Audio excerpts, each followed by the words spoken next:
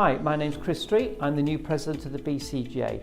I'm replacing David Hurren, who's just completed his 2-year tenure.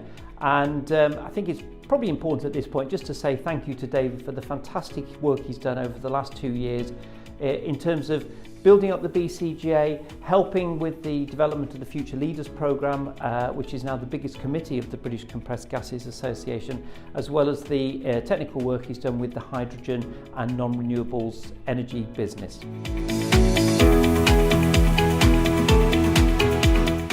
I've been in the industry now for almost 40 years. I started with Air Products down in Hersham as a CDP on their graduate scheme, where I learnt a lot about engineering and specialty gases. I then got the opportunity to move into engineering contracting, so I spent a lot of time in Asia and in Europe on blast furnaces, water treatment plants. It was very interesting. I managed to complete my MBA in China, and you got to interview the then British Ambassador to China, Selene Appleyard.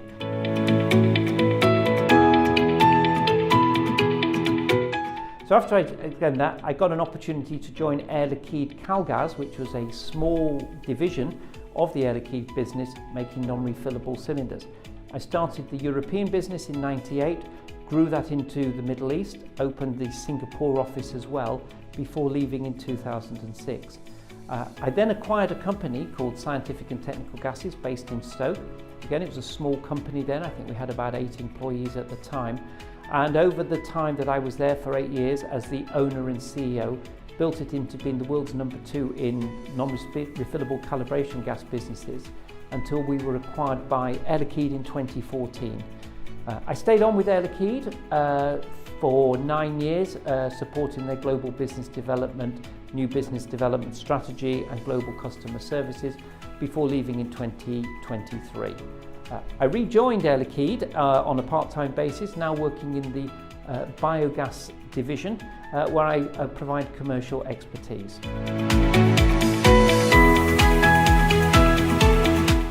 I've been in the BCGA for close on for 25 years, of which I've served on the technical subcommittees for security, for cylinders and valves and transportation. I've also served on council for 6 years before getting the ultimate accolade now to become the president of the British Compressed Gases Association.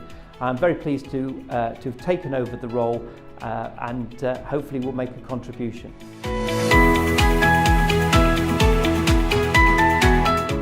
There are a number of challenges I think that the BCGA is going to face.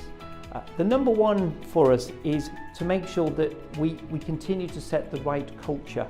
Yes, in terms of gender and diversity, absolutely critical to our business, but also we need to encourage a diversity of thought.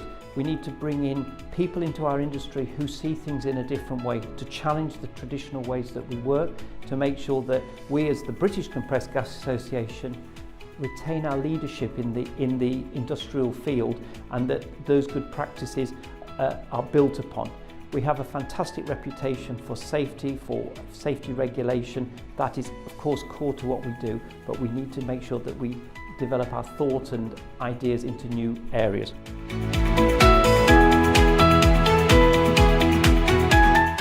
I've been meeting with the Future Leaders Group, who are very inspirational for people in the industry under the age of 45.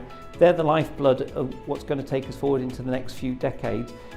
Very entrepreneurial, business-like group, and I very much want to promote the work that they do. At a grassroots level, we also need to work with our committees to make sure we improve communication, flow and processes. And I look forward very much to working with Ellen Daniels in her role as CEO to ensure that we together take the BCGA forward through for the next 2 years of my tenure and continue to be the organisation that we're fully respected for being.